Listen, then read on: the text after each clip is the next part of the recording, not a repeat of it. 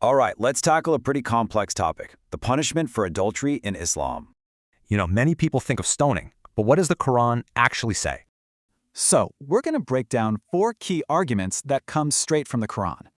First, it's really important to know the difference between the Quran and the Hadith.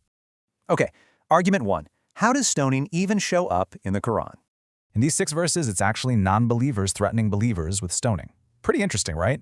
So the Quran itself never actually sanctions it as a punishment from God. So, if not stoning, then what? That brings us right to argument 2. We're talking about zina here, which is basically any unlawful sexual intercourse. And look at this. Verse 24:2 is very clear. The punishment is 100 lashes. Now, things get kind of tricky. Here are 2 arguments based on logical inconsistencies.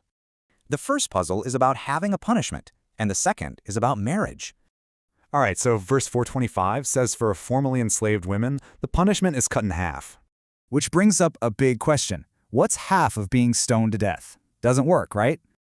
And the second puzzle, it comes from a rule about marriage in verse 24:3.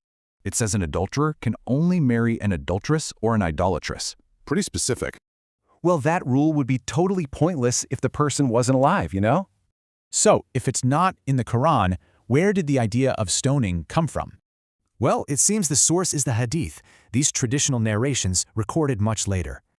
It really makes you wonder, right? How can different texts create such different laws?